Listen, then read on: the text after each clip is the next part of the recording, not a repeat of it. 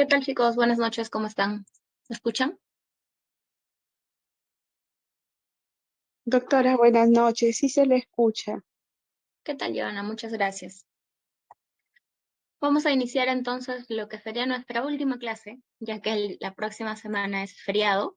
Vamos a hacer las dos sesiones el día de hoy. Y el 15 de diciembre es solamente su examen final. Igual se tienen que conectar al Zoom, por favor, con cámara, igual que en el parcial. Y bueno, ya saben, tienen que conectarse a las 8 de la noche, 10 minutos antes, porque ustedes siempre se demoran, se toman su tiempito para que puedan prender su cámara.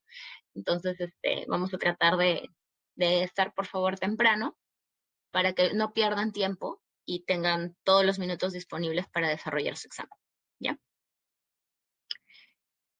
Las clases del día de hoy están relacionadas a los instrumentos de recolección de datos, ¿no? Es importante que hablemos de esto porque a veces no llegan revisiones del comité de ética y no entienden, no, por qué les han anulado el proyecto o por qué les están pidiendo que especifiquen, por ejemplo, la confiabilidad del instrumento cuando están utilizando un instrumento que ha sido desarrollado o validado previamente, ¿no? ¿Qué es viene a ser la confiabilidad? Perdón por la trabada. La confiabilidad es que mediante una acción repetida, cada vez que yo aplique mi instrumento de medición, siempre voy a tener la misma respuesta. Mis resultados siempre van a ser los mismos. ¿Ya? Acá les colocan un ejemplo. Si tengo una prueba de inteligencia, que es el IQ, y se aplica a un grupo de personas, nos va a dar un resultado. Imaginemos que nos da 100 puntos. Luego de un mes vuelvo a aplicarlo y me da 120. Lo aplico después de 2 meses y me da 80, ¿no? Sube y baja este puntaje. Entonces, en este caso, como yo estoy repitiendo la aplicación de mi prueba y no estoy obteniendo los mismos resultados, a pesar de que son las mismas personas las que yo estoy evaluando, entonces, en este caso, yo digo que mi prueba no es, o mi instrumento no es confiable, ¿ok? En el caso de las encuestas, hay parámetros estadísticos que nos permiten establecer la confiabilidad. Si es que alguno de ustedes está utilizando encuestas validadas en otros estudios, deben haber visto que también aparece el alfa de Cronbach, ¿no? Es bastante común este indicador y les dice alfa de Cronbach de 0,90, por lo que se consideró que el instrumento es confiable, ¿no? Ese alfa de Cronbach cercano a 1 nos indica que un instrumento es más o menos confiable si es que se aleja del 1, ¿no? 0 es que no es nada confiable ese instrumento. Y ese valor de confiabilidad, ese alfa de Cronbach, ustedes tienen que colocarlo dentro de su proyecto. Si es que no lo han hecho, aún pueden modificarlo y si es que lo envían sin el alfa de Cronbach, probablemente reciban alguna indicación del comité de ética. Eso es la confiabilidad, ¿ok? Yo repito, obtengo los mismos resultados, entonces mi instrumento es confiable. Por otro lado, tenemos la validez. La validez es el grado en que un instrumento de verdad me está midiendo la variable que yo busco medir, ¿de acuerdo? Entonces, imaginemos que yo tengo una escala, acá tengo de 0 a 0,5 a 1, ¿ya? Y yo estoy tratando de medir acá, vamos a imaginar que estos son grados. Entonces, mi instrumento está limitado a llegar de 0 hasta 1, ¿de acuerdo? Pero sabemos que en grados vamos a tener más de 1 y vamos a tener menos de 1, menos de 0, perdón. Entonces, ¿qué pasa si la temperatura de un objeto es menos 20? ¿Ok? Yo voy a utilizar este instrumento y solamente me va a decir que es 0, ¿no? Pero en realidad no me está evaluando, no me está dando el valor real. Entonces, en este caso, podemos decir que no es válido. Hay también parámetros estadísticos para evaluar, igual que en el grado de confiabilidad, también van de 0, van a 1, y se interpreta que de 0,5 a menos, o de 0,53 a menos, la validez es nula, de 0,54 a 0,69 la validez es baja, de 0,60 a 0,65 es válida, de 66 a 71 muy válida, y de 72 a 0,99 excelente, y 1 es validez perfecta. ¿Ok? Acá tenemos un ejemplo de un instrumento que no es confiable. En su primera aplicación podemos ver que Mariana tiene vamos a imaginar que les han medido el IQ, tiene el IQ más alto, 135, y el último es Agustín, ¿ok? Con 100 puntos. Cuando se hace una segunda aplicación, vemos que Mariana ya no tiene 135, baja a 110. De hecho, el primer lugar ahora lo ocupa Sergio, que en la evaluación anterior tenía solo 118. Y en una tercera aplicación, ahora vemos que Guadalupe pasó de tener 112 a 127, Mariana bajó a 118 de los 135 que tenía inicialmente, y Sergio, que había sido el primer lugar en la segunda aplicación, ahora tiene 105, ¿no? Entonces, este instrumento que me produce resultados tan variables, decimos que no es confiable.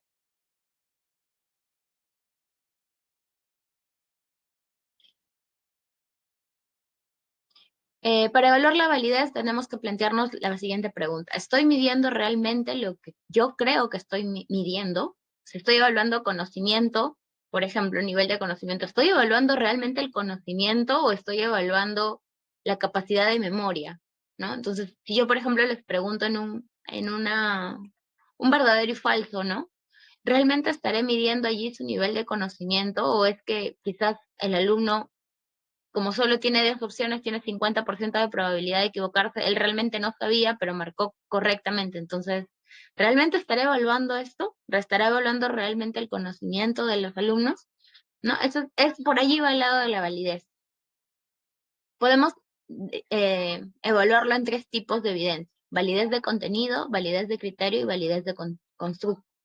En el caso de la validez de contenido, va a ser el grado en el que un instrumento refleja un dominio específico de contenido de lo que se mide. Por ejemplo, una prueba de operaciones matemáticas o aritméticas en este caso no va a ser válida si solamente incluye problemas de resta y no está evaluando problemas de suma, multiplicación o división, ¿no? Entonces, en este caso, si yo coloco en mi proyecto de tesis nivel de conocimiento sobre pruebas, operaciones aritméticas, y todo mi examen es de restas, nada más que resta. Entonces, en este caso, yo no estoy evaluando realmente el nivel de conocimiento sobre aritmética, estoy evaluando solo que también sabe restar, ¿no? Porque estoy excluyendo todas las otras operaciones.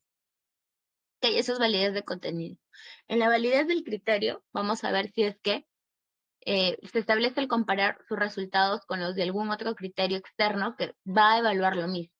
Cuanto más se relacionen los resultados que ustedes obtienen con su instrumento, con el criterio externo, entonces decimos que es más válido.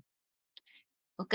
Si la validez se fija en el presente de manera paralela para ver si es que eh, es similar a lo que obtengo con la prueba externa, entonces yo digo que es una validez concurrente, ¿ok? Porque están siendo medidas al mismo tiempo. Si es que es al futuro, yo digo que es predictivo.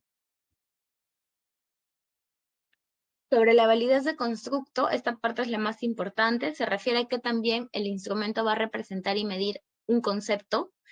El constructo viene a ser una variable medida y tiene lugar dentro de una hipótesis, teoría o modelo teórico. Es mi variable principal del estudio. ¿Qué tan bien está evaluando mi instrumento, mi variable? O mis variables, ¿no? Si es que ustedes tienen variable dependiente y variable independiente.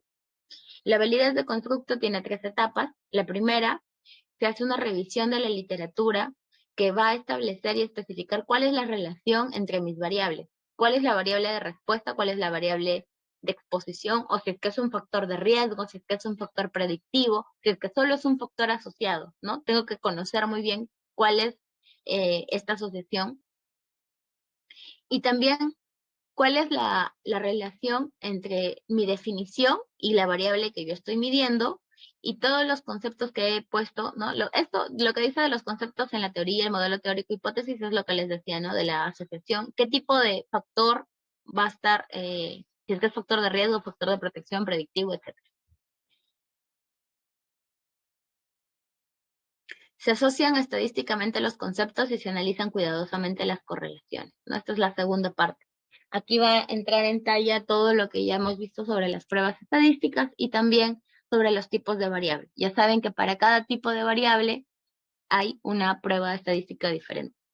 Luego se interpreta la evidencia empírica de acuerdo con el nivel en que se clarifica la validez del constructo de una medición en particular. Esto para ver si es que lo que yo estoy obteniendo es lo que me dicen las bases teóricas, ¿no? Imagínense que yo tengo que los pacientes con estadio 4 de cáncer, ¿no? El estadio, perdón, es un factor de mal pronóstico para la supervivencia de los pacientes con cáncer, ¿ok? Entonces, si yo en mi estudio, con mi instrumento que estoy utilizando, encuentro lo contrario, que más bien el tener estadio 4 es un factor protector, ¿no? Ahí lo estoy comparando con la evidencia empírica y me doy cuenta que algo ha pasado acá, se ha cometido algún error, algún dato se ha tomado mal, porque esto no es lo que me dice las bases teóricas ni tampoco la lógica, ¿no? Sabemos que a mayor estadiaje el pronóstico es peor.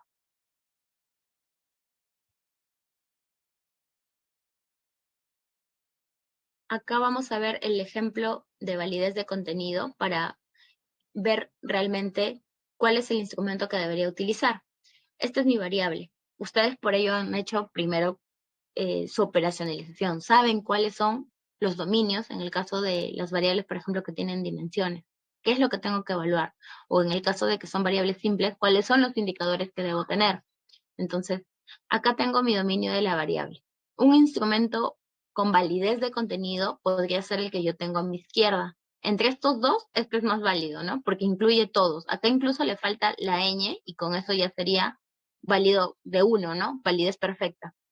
Aquí solamente tengo dos elementos del total. Entonces, aquí su validez probablemente me salga 0,2 o algo así, ¿no? Entonces, esta de acá tiene validez nula. En un ejemplo, acá tenemos que Hernández Sampieri en el 2005, para establecer el dominio de la variable clima organizacional, revisó 20 estudios clásicos sobre el concepto, comprendidos entre 1964 y 1977, así como más de 100 investigaciones publicadas en revistas científicas entre 1975 y el año 2005. Por otro lado, consideró diversos libros sobre el tema, 3 metaanálisis y otras tantas revisiones del estado del conocimiento sobre dicho clima.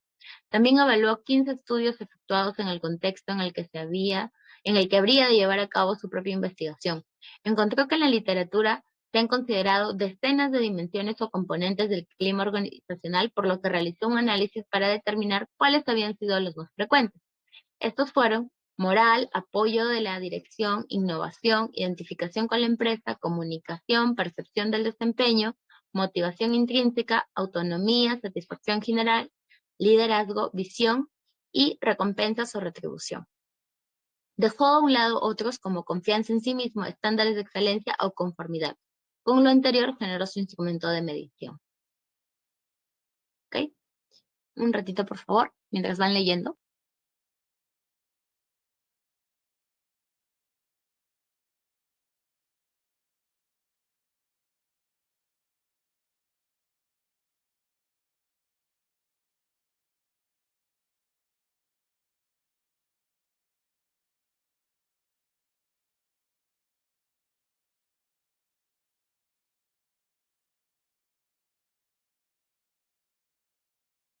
Ok, entonces en el caso en el que veníamos hablando, el instrumento tenía 12 variables. Entonces, aquí la pregunta sería, ¿el instrumento realmente mide el clima organizacional? ¿Verdaderamente lo representa? Ya vimos que en cuanto a la validez de contenido, sí, porque está considerando 12 de 15, ¿no? Si tomamos en cuenta que dejó fuera 1, 2, 3, ¿no? 12 de 15, entonces la validez nos va a salir elevada, ¿ok? Sí, válido de contenido sí es. Pero esto no es suficiente porque necesita demostrar que su instrumento concuerda con la teoría, ¿ok? Está basada en diversos estudios, indica que tales dimensiones se encuentran fuertemente vinculadas y que se unen o funden entre sí para formar un constructo multidimensional denominado clima organizacional y que además se asocian con el involucramiento en el trabajo y el compromiso organizacional. ¿Ok? Entonces, para aportar validez de constructo, se correlacionaron todas las dimensiones entre sí y luego la escala de clima con dicho involucramiento y compromiso. Tales vínculos se encontraron mediante análisis estadísticos y los resultados coincidieron con la teoría y se obtuvo evidencia sobre la validez de constructo del instrumento. ¿Okay? Entonces, aquí Para el contenido es sencillo porque yo veo cuántas dimensiones del total me está evaluando y puedo tener idea de si es que de contenido es válido o no. Para el constructo, sí debo hacer un análisis estadístico para ver qué tan bien está mi instrumento. Otro tipo de validez que se puede considerar es la validez de los expertos. ¿Ok? Aquí, su instrumento de evaluación pasa por una revisión de expertos en el tema, al que le denominamos el especialista, por expertos en metodología de la investigación, que viene a ser el metodólogo, y por un experto en estadística, que él va a evaluar justamente que la operacionalización de la variable también coincida con las pruebas que se vayan a utilizar luego.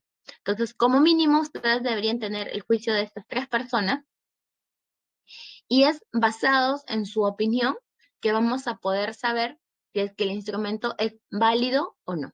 ¿Ok? De hecho, muchos de ustedes aquí optan por ese método de validación, ¿no? Llenan sus formatitos y colocan ahí.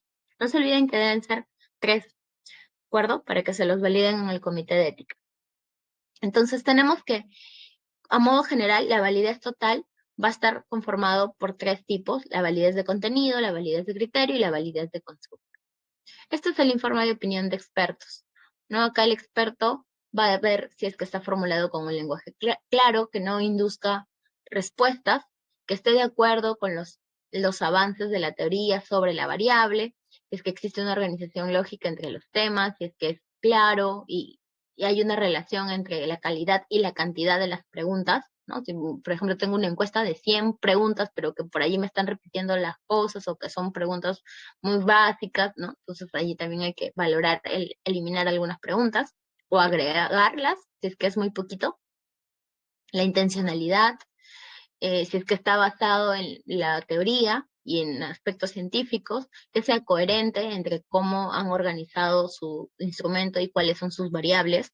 Me ha pasado, por ejemplo, en mi grupo de práctica, que sí me presentaron un proyecto que estaba muy bien hecho, pero su instrumento de recolección de datos no tenía nada que ver con los objetivos ni con las variables, ¿no? Entonces, imagínense que ustedes plantean nivel de conocimiento sobre la COVID-19 y la encuesta era sobre si aceptaba o no aceptaba la vacuna.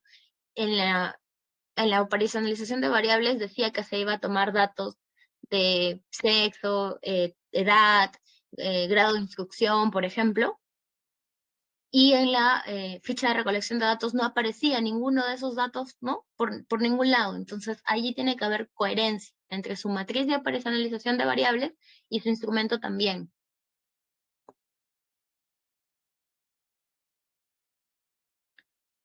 Okay. Entonces, en resumen, primero tengo que construir mi instrumento considerando la confiabilidad y la validez.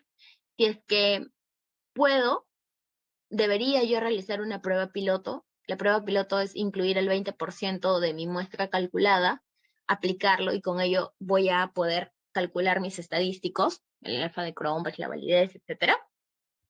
Y esta prueba piloto, además de permitirme calcular estos estimadores, también me permite quitar algunas preguntas que quizás estaban mal formuladas, agregar preguntas, me permite entrenar al personal que luego va a administrar la encuesta, me permite también codificar respuestas, interpretar resultados y me agiliza también el proceso de obtener la autorización para poder aplicar el instrumento, porque a veces les cuestionan eso, ¿no? Pero si tu instrumento no ha sido validado, ¿cómo te voy a dar la aprobación?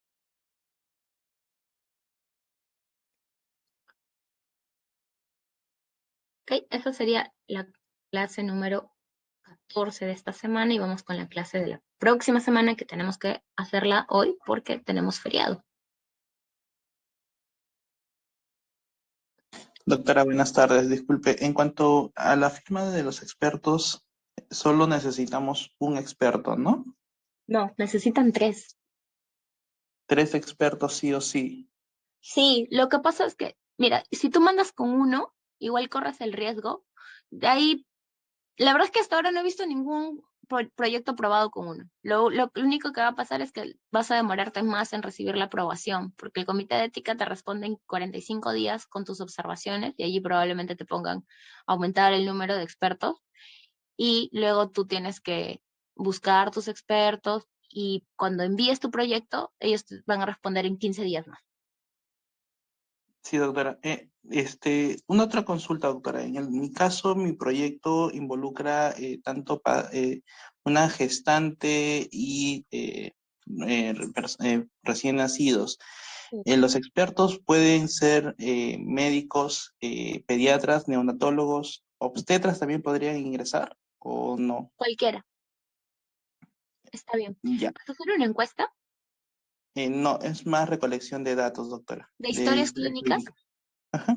Pero en el caso de historias clínicas, habíamos visto en la clase pasada, Doctora, disculpe una pregunta. estoy respondiéndole a tu compañero. Por favor, levanten la mano si necesitan hacer una pregunta cuando alguien está interviniendo. ¿Qué te decía? Habíamos visto, ¿no? Que cuando son datos de fuentes secundarias, como en este caso una historia clínica, no necesitas validar tu instrumento de recolección de datos, porque allí lo que está realmente sirviendo como un instrumento primario, imaginemos que quieres recolectar peso o talla, no es tu ficha, es la balanza, es el centímetro con que hayan tallado a esta persona, ¿no? Y eso ya ha sido validado. Tú solamente recopilas de la historia clínica, entonces allí tu ficha de recolección de datos no necesita pasar por una validación de expertos.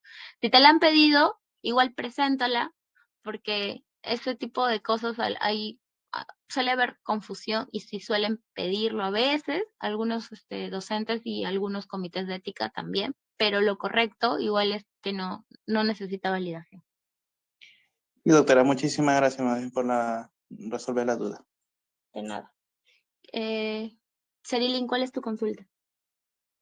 Doctora, ¿y eso aplica para todo lo que son recolección de datos, o sea, para todos los que van a utilizar historia clínica? Porque en mi caso, Sí. mi tema, mi título son factores de riesgo para severidad de preeclampsia.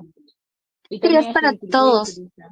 Ok, Sí, porque sí, ahorita todo solamente lo que sea historias clínicas o que vayan a trabajar, por ejemplo, con una base de datos secundaria que ustedes van a descargar de internet, que ya está trabajado todo, no necesita validación. Ok, sí, doctora, porque ahora solamente yo tengo una validación por un experto, que es en este caso un especialista, un ginecólogo, pero más nada más. Ajá, solo eso. Igual ustedes pueden añadir, si ya tienen una, le pueden añadir otra más que sería del metodólogo, que serían sus docentes de práctica. Ok. Ujú. Por lo menos para que tengan dos. Ok, de acuerdo, doctora, gracias. Doctora, sí o no, bueno, la verdad que recién... Alejandra, discúlpame un ratito, Luis Miguel levantó la mano antes. Okay. Luis Miguel, ¿cuál es tu consulta? Doctora, buenas noches. En mi consulta era similar a Doctora, bueno, hace rato quería consultar. Luis Miguel, ¿cuál es tu consulta? doctora, lo que pasa es que iba en relación más o menos en lo que mi compañera anterior le había hecho. Yo tengo un instrumento que ya está validado. Al respecto, nuestra doctora de práctica nos dijo de que si el instrumento ya está validado, de todas maneras por protocolo necesitamos una firma, ya sea de un metodólogo, de un especialista o de un estadista. Estadístico, el Un estadista de estadístico. cosas del Estado. Sí, doctora, disculpe. Un error de pronunciación. No te preocupes, es bien común ese error. Entonces, doctora, si mi instrumento ya está validado por otra investigación, ahora, si yo, y al hacerle alguna modificación en las preguntas, de todas maneras necesito la firma solamente de uno, nada más, ¿no? O igual necesito la firma de los No, tres. si has hecho modificaciones, necesitas pasar por juicio de expertos u otro método de validación, pero son los tres. Si es que estás tomando el instrumento tal cual ha sido validado, sí ya no necesitas pasar por juicio de expertos. Ahora, si es que a ustedes les están pidiendo sus docentes, tienen que colocarlo porque al final ellos son los que les van a poner la nota, ¿no? Entonces, si me piden, tengo que ponerlo. Sí, doctora. Alejandra, ¿cuál es tu consulta? Ya, doctora, buenas noches. Sí, también va más o menos a la ¿Me escucha? misma línea de las preguntas anteriores. Yo tengo ya mi validación de mi instrumento, que es por una estadística. Por lo que usted me dice de que tendría que buscar la validación, puede ser de mi profesora de prácticas y de una persona más. Sí, si tú ya tienes el estadístico, que es el más difícil creo de conseguir, solamente el metodólogo sería tu docente de práctica y El especialista, alguien que esté asociado a tu tema. Asociado a un dermatólogo Sí. en este caso sería. Ah, ya, ok, eso te iba a preguntar. Un dermatólogo, si es que esa es la especialidad. Y ya, a ver, ¿eso cómo lo consigo? Porque ahí sí no sabría cómo hacerlo. ¿No O sea, conoces a nadie que haga conversaría con dermatología? ¿Perdón? ¿No conoces a nadie que esté trabajando en esa área? ¿Cuál es tu Claro. tema? Sobre cambios dermatológicos por contaminación y exposición a rayos UV. ¿Y dónde vas a tomar tus muestras? ¿Qué vas a hacer? Es en una comisaría de mi localidad. Ya veo. ¿Conoces algún médico internista, quizás? Internista. General. No, pero un dermatólogo sí conozco. Entonces buscaría su validación. Sí, claro. Ah, pensé Ah, que no ya. conocías a ningún dermatólogo, ¿no? Sí, si No. conoces a un dermatólogo no hay problema. Ah, Cualquiera, no tiene que estar ligado a la universidad. ya, perfecto. Ok, gracias. Hasta luego. De nada. Y tengo una pregunta en el chat, creo. Doctora, o sea, es el mismo metodólogo para todos, para la firma. Si son del mismo grupo de práctica, sí. Ah, ok, gracias. Ujú. Listo. Bueno, entonces continuamos. Doctora, una consulta, la clase del feriado que va a venir, ¿se va a recuperar? Ahorita voy a hacer esa clase. Mm, ya, doctora, muchas gracias. Bueno, continuamos entonces. Esta es la clase que sería la próxima semana del feriado. Cuando ustedes ya, una vez que han validado su instrumento, ahora lo van a utilizar. ¿Cuándo lo van a utilizar? Lo pueden usar una vez que su proyecto esté aprobado por el comité de ética. ¿Ok? Su aprobación tiene una validez de 1 año. ¿Eso qué significa? Yo sé que hay algunos alumnos que están adelantando el curso. ¿Ok? Y esperan algunos a que termine o que llegue recién tesis 2 y dejan pasar todo el año. Cuando llegan a tesis 2, su aprobación ya expiró. ¿Ok? Entonces, espero que no les pase eso a ustedes. Una vez que ya tienen su aprobación del comité de ética, ustedes pueden ejecutar su estudio. Si es que estamos en vacaciones, si es que todavía no van a llevar el curso de tesis 2, pueden hacerlo. De hecho, también igual, averigüen bien si en los hospitales o en los lugares en los que ustedes van a realizar sus estudios necesitan algunos documentos como una carta de presentación o algo para que se los generen sus docentes de práctica de una vez, para que luego no tengan que estar esperando que recién inicie el curso de tesis 2 y pierdan tiempo. Hay alumnos en tesis 2 que debido a este problema han salido mal en la PC2 y en la PC3 porque todavía no podían recolectar sus datos, pero porque han perdido todo el tiempo de vacaciones, ¿no? Porque se confían y a veces en algunas instituciones sí les responden muy rápido, ¿no? En días, en una semana, lo mucho, y hay otras que demoran 1 mes o 2 meses.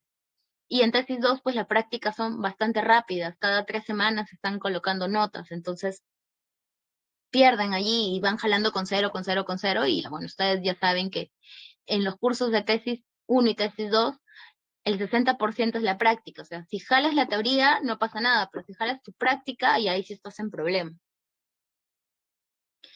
¿Ok? Entonces, me desvío un poquito, perdón, pero es importante porque sí he visto varios chicos con este problema y me da pena en tesis 2 que lleguen así, ¿no? Entonces, ustedes, por favor, no pierdan su tiempo, aprovechen sus vacaciones, hagan todos sus trámites y cuando les toque iniciar tesis 2, si es posible, ya empiecen el curso con su base de datos completa. ¿Cuáles son las responsabilidades que van a tener ustedes al momento de utilizar su test? Saber usarlo, ¿no? Principalmente eso. También saber interpretarlos, porque a veces veo que aplican encuestas de depresión, de ansiedad, y luego tienen puntajes y me dicen, tuvo un puntaje de 80 puntos. Ya, pero ¿y qué significa eso? ¿Tiene depresión o no tiene depresión? ¿Tiene ansiedad o no? Entonces, allí también, por favor, esa parte de la interpretación de los resultados debe estar incluida dentro del proyecto, en la parte de metodología. También es importante que tengan una buena relación, sobre todo el tipo profesional, con las personas que ustedes se van a acercar a encuestar, y también que respeten los instrumentos, no los alteren, no modifiquen las respuestas que vayan a obtener. Siempre vamos a guiarnos por los principios éticos. Para elegir el test tengo que hacerlo en función de mi objetivo de estudio, qué es lo que voy a medir, qué es lo que voy a evaluar, ver qué otras alternativas tengo. Si, por ejemplo, yo quiero evaluar lo que les decía, nivel de depresión, ansiedad, estrés, yo puedo optar por desarrollar un instrumento, pero eso conlleva que yo haga toda una validación de mi instrumento. Puedo utilizar una encuesta que ya ha sido desarrollada para la depresión, otra para la ansiedad, otra para el estrés, ¿no? O puedo evaluar, buscar un instrumento que me evalúe las 3 variables, que por ejemplo tenemos el DAS-21, ¿no? Que me evalúa las 3. Solamente tiene 21 preguntas, es más breve, es más amigable con los encuestados y allí voy a ir yo valorando qué instrumento quiero utilizar. Elijo mi mejor opción, teniendo en cuenta que sea un test válido, que sea fiable, que conozca cómo se va a interpretar y que esté alineado con mis objetivos del estudio. ¿Con qué finalidad se usan los test? Para diagnóstico, para seleccionar, para certificar, como peritaje, como evaluación y como orientación. Para diagnóstico, por ejemplo, para saber, ¿no? Si es que tiene depresión, ansiedad o estrés, que acá igual no es un método diagnóstico, pero es algo, porque es algo autoinformado, ¿no? Entonces siempre hay que tomarlo con pinzas. De selección o de evaluación, si yo quiero saber el nivel de conocimiento de cierta población, de orientación también para ver conocer los niveles de estrés, por ejemplo, dentro de mis alumnos, para saber o aplicar algunas estrategias dentro de la universidad. Entonces lo puedo utilizar para diferentes propósitos. ¿Okay? Como futuros profesionales, ustedes tienen que utilizar siempre los test de manera correcta y pertinente. Ética, como les digo, evitando la manipulación o alteración de las respuestas.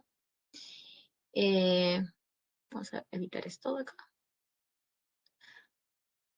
El tipo de preguntas que ustedes definan también es importante. Esta es una escala de respuesta. Tengo acá diferentes enunciados y para cada enunciado yo debo marcar si estoy totalmente en desacuerdo o totalmente de acuerdo. ¿Ok? Entonces, si evaluamos los ítems, vemos que todos los ítems ponen de manifiesto diferencias en la forma de responder de los sujetos. Mire, la paternidad debe darse en el matrimonio. Puedo colocar totalmente de acuerdo o totalmente en desacuerdo. La mujer debe desempeñar una profesión en igualdad de condiciones que el hombre. El matrimonio es preferible que el hombre sea el que trabaje y la mujer permanezca en el hogar. La vida en pareja sin matrimonio no es recomendable. Cuando los hijos no se someten a la disciplina paterna por medio del diálogo, se debe aplicar algún tipo de castigo. Entonces, yo sé que en estas afirmaciones yo puedo tener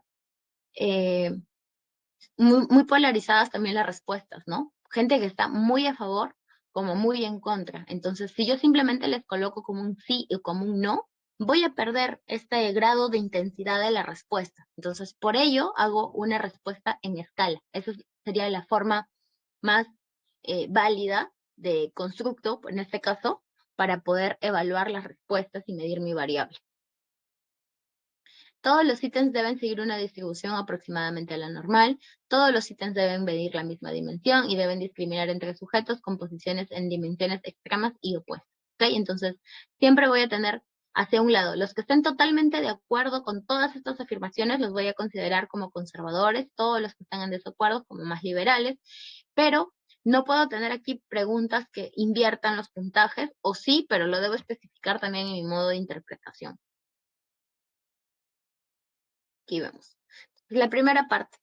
Todos los ítems deben poner de manifiesto diferencias en la forma de responder. Entonces vemos que voy a tener, ¿no? De una respuesta desfavorable a una muy favorable y voy a tener acá posibles evaluaciones. Si es que yo lo tomo como un puntaje, voy a poder evaluarlo de manera cuantitativa. Si es que yo lo tomo tal cual estaba como categorías, que es una variable cualitativa ordinal, voy a tener que evaluar frecuencias, ¿no? Voy a decir porcentaje de casos que estuvieron en cada una de las categorías.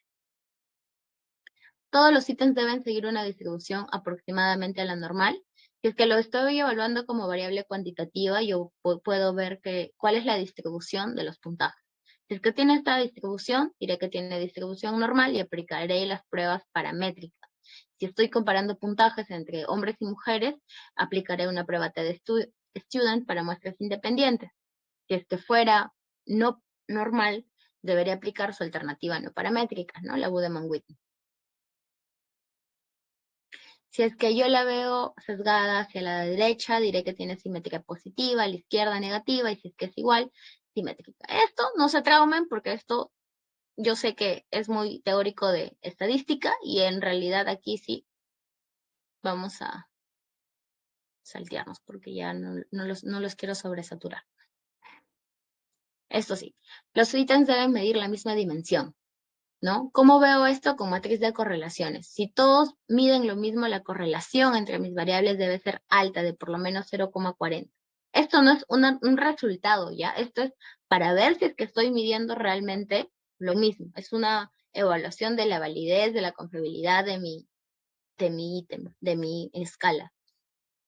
Las respuestas de los sujetos a cada ítem son consistentes a su puntuación total.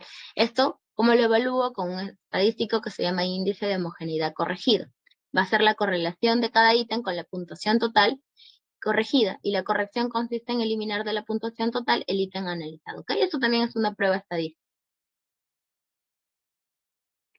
Todos los ítems deben discriminar entre sujetos con posiciones en las dimensiones extremas y opuestas. ¿Ok? Acá hemos visto que sí, ¿no? Tenemos un grupo que puede estar muy a favor y otro muy en contra, y lo voy a dividir en función de mi puntuación total. Yo puedo tener grupo alto, grupo bajo, y puedo tener un grupo intermedio también. Si acá ponemos la muestra, la dividimos en 3 grupos, el grupo bajo va a ser de 27% a 0, ¿ya? El grupo alto de 27% hacia lo más alto, el percentil 73. O sea, vamos a imaginar que esto tiene 100 puntos, de 0 a 100, ¿ya? De 0 a 27 lo voy a considerar grupo bajo. De 28 hasta 72 va a ser intermedio, y mayores de 73 van a ser el grupo alto.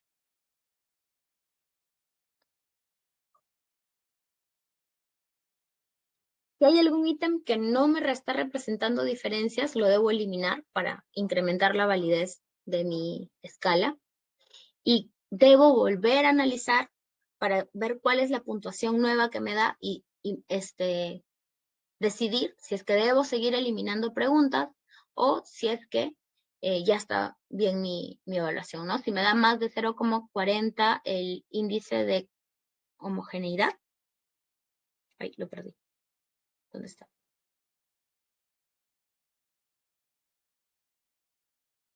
Ay, lo perdí, perdón.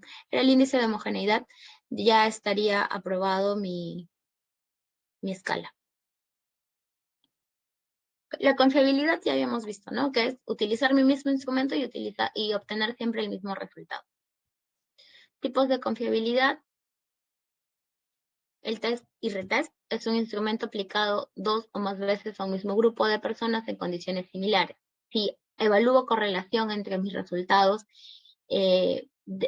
esto significa que es confiable, ¿ok? Entonces evalúo mis pruebas del antes y el prueba de después y debe obtener lo mismo, por lo menos una correlación cercana al 1. La validez, habíamos dicho que era el grado en que un instrumento mide realmente la variable que yo quiero medir. Acá ya hemos visto esto, la validez de contenido. Acá tenemos un instrumento.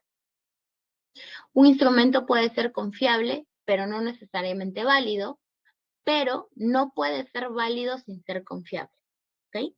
Podemos medir consistentemente o establemente o confiablemente algo. O sea, yo puedo estar repitiendo constantemente y obtener el mismo resultado.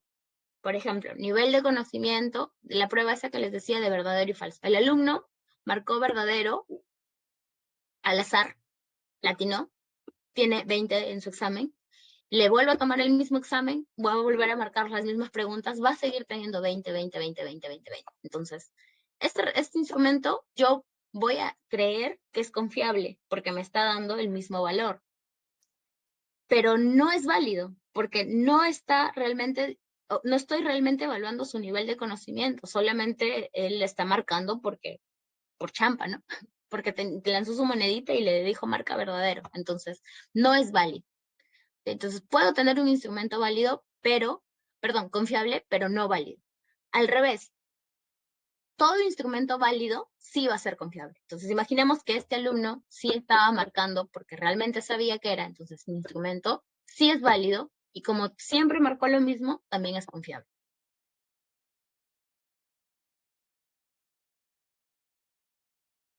acá tenemos otro ejemplo, ¿ya? El objetivo es analizar la relación entre la satisfacción de las recompensas, el grado de responsabilidad, el desarrollo personal y la confianza en sí mismo en los trabajadores de la industria farmacéutica. Entonces, la pregunta de investigación es cuál es la relación entre, ya sabemos lo mismo, ¿no? ¿Cuál es mi plan? ¿Cuáles son las fuentes? ¿Cuál es mi población de estudio? Los trabajadores de laboratorios farmacéuticos de la provincia de León. ¿Dónde se localiza? En las ciudades de Vilechi y León. Entonces, ¿cómo voy a recolectar mis datos? Voy a hacer una entrevista, voy a hacer un cuestionario y voy a pedir a personas, entrevistadores calificados que los evalúen. ¿Okay? Gente que no los intimide, que permita que den respuestas honestas. ¿De qué forma vamos a prepararlos para que puedan analizar? Esto se refiere a los datos. Voy a hacer una matriz de datos, ¿okay? Porque yo voy a aplicar mi cuestionario quizás impreso o puede ser en la computadora, ¿no? Pero luego eso yo lo debo llevar a una base, a una matriz de datos, porque si no, no voy a poder hacer mis pruebas estadísticas. Esto es la matriz. Entonces, defino cuáles son mis variables a medir. Tengo satisfacción de las recompensas, grado de responsabilidad, desarrollo personal, confianza en sí mismo. ¿Ok? ¿Cuáles son las definiciones operacionales? Acá hay un cuestionario que es el que habíamos visto en el ejemplo, el de Hernández Sampieri, denominado encuesta del clima organizacional. Entonces, en base a esta encuesta, yo voy a plantear mi definición operacional. ¿Cuál es mi muestra? 300 trabajadores, recursos disponibles, tengo económicos y tengo tiempo también, un mes.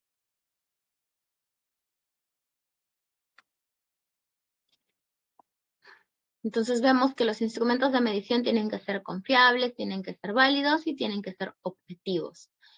No debo inducir respuestas, ¿ok? No debo tratar de que el entrevistado responda de la manera en que yo pienso que va a responder, ¿no? Por ejemplo, teníamos un estudio de actitudes de por qué las mujeres no se hacían su descarte de cáncer de seno, ¿no? Y una de las preguntas era si es que era porque su esposo se los prohibía, ¿no? Las alternativas igual podían haber sido sí y no, ¿no? Pero también sabemos de que acá también hay matices. Puede ser que no, pero por allí me dice algunas cosas, entonces se hizo una escala de Likert para poder saber si es que esto era algo muy directo, de totalmente prohibición, o si es que era más bien una incomodidad. Y bueno, igual, allí el resultado sí fue interesante porque la mayoría respondió que no tenía nada que ver, pero nosotros pensábamos, en algunas poblaciones encuestadas, pensábamos de que esto sí era un factor determinante, ¿no? Entonces allí hay que ser bastante objetivo, como les digo. En el proceso de construcción del instrumento, a veces vamos a tener que quizás yo planteé mi proyecto con ciertas variables y luego cuando ya estoy revisando cuáles son los instrumentos que ya se han desarrollado en otras investigaciones o incluso estoy desarrollando el mío, veo que me faltan incluir variables o que debo cambiar la definición operacional de mi variable. Yo había considerado evaluarla como una variable cualitativa, ¿no? Como alto, medio y bajo, pero me doy cuenta que no, necesito evaluarlo como variable cuantitativa, necesito evaluar los puntajes directamente o necesito evaluar ambas. Entonces, tengo que hacer una modificación en mi definición operacional de variable. También, durante este proceso, voy a saber en qué momento debo aplicar mi instrumento de recolección de datos. ¿Okay? Imagínense que estoy haciendo una evaluación de nivel de conocimiento sobre el cáncer de piel, ¿okay? Y lo hago justo después de un congreso que hubo sobre cáncer de piel. Entonces voy a obtener, mis resultados van a ser quizás probablemente altos, ¿no? Porque justo han tenido una capacitación de esto. Entonces yo debo saber qué es lo que yo quiero evaluar. Quiero saber cuál es el nivel de conocimiento después de que ya se les dio una charla para ver cuánto han retenido de información o más bien quiero conocer el conocimiento basal, ¿no? Antes de. Ahí también me da una idea de cuándo voy a aplicar mi encuesta. Y también voy a definir el tipo de pregunta que quiero hacer. Quiero saber sí y no. Quiero saber en grado, muy desacuerdo o muy de acuerdo.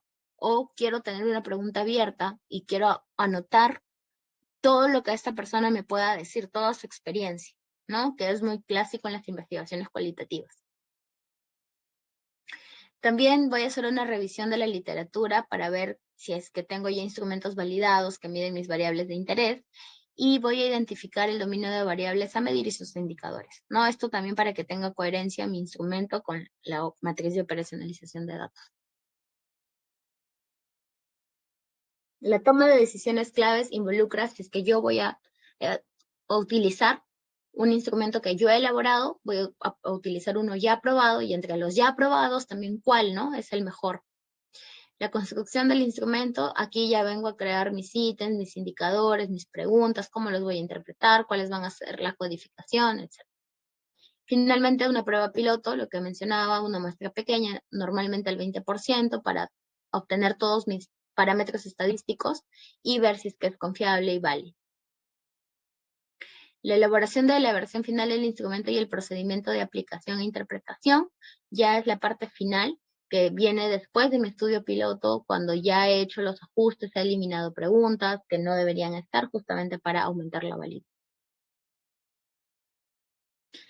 Luego viene el entrenamiento del personal, obtener la autorización, administrar el instrumento y preparar los datos para el análisis. Aquí, en este paso, ya ustedes están listos para hacer sus pruebas estadísticas.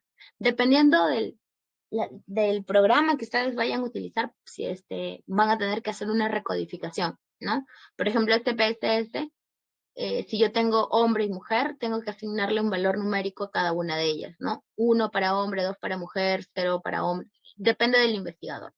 Solo es porque el programa lo pueda utilizar. No significa que estoy convirtiendo mi variable a cuantitativa, ojo, solamente son códigos. En el caso de que vayan a utilizar RStudio, alguno de ustedes, o R, no necesitan cambiar las variables en texto, como hombre, mujer, a números, porque el programa sí los reconoce y sí permite analizarlos. Luego tenemos que evaluar finalmente si es que esto es coherente con mi operacionalización de variables, con los niveles de medición, y bueno, ya sabemos que para poder aplicarlos yo puedo utilizar diferentes métodos, ¿no? Técnicas. Análisis documental, si es que voy a obtener mis datos de fuentes secundarias como historias clínicas o encuestas ya pasadas, bases de datos públicas. O la observación, si yo quiero evaluar, por ejemplo, prácticas de bioseguridad, ¿no? Si es que yo voy a estar allí con las personas evaluando, haciendo mi checklist, viendo cómo es que ellos hacen, por ejemplo, el lavado de manos, si es que lo hacen correctamente o no, eso es observación. Entrevista y encuesta, ¿no? En la entrevista yo hago las preguntas a modo de un diálogo para obtener la información, y encuestas con cuestionarios, escalas, inventarios. Estos ya los hemos visto. Ustedes ya saben todo esto de los instrumentos, y bueno, ¿tienen alguna consulta sobre esta parte de la clase?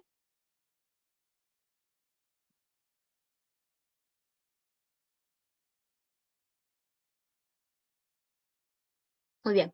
Si es que no hay consultas, entonces hemos terminado todas nuestras sesiones teóricas. Repito, para los que se conectaron quizás un poquito tarde, la próxima semana es feriado. Nos veríamos el día 15 de diciembre a las 8 de la noche con sus cámaras para su examen final. ¿De acuerdo? Sí, doctora. Sí, doctora. Listo. Coordinen, por favor, con sus docentes de práctica. El día de hoy se vence su práctica calificada número 4. Y igual ya no las van a ver a ellas tampoco, ¿no? Entonces, el día de hoy, o coordinen con ellas cuando ustedes tienen que ya tener aprobados sus proyectos de investigación y tienen que recibirlos, ya con la firma de ellas en la carátula. Este proyecto no lo pierdan porque se los van a pedir en tesis 2. Además de que se los van a enviar al comité de ética, cada docente lo va a enviar al comité de ética. En tesis 2 se los van a volver a pedir. La práctica calificada número 1 es la evaluación de su proyecto. Raúl, dime cuál es tu consulta. Doctora, disculpe, quería saber si nos podía dar un plazo tal vez hasta el día domingo, por favor, No puedo, respecto a los subidos. no puedo porque les conté la otra vez, nos han prohibido exceder el tiempo de las prácticas calificadas. Lo que sí, lo máximo que les puedo ampliar es un día más, hasta el viernes, porque el domingo ya tengo que cerrar notas. Sí, por favor, doctora. Un día más nos ayudaría bastante, si no fuese Sí, mucho molestia. hasta mañana es lo máximo que les puedo dar de tiempo. Ya. Muchísimas gracias, doctora. Ya, chicos, cuídense. Hasta luego. Hasta luego, doctora.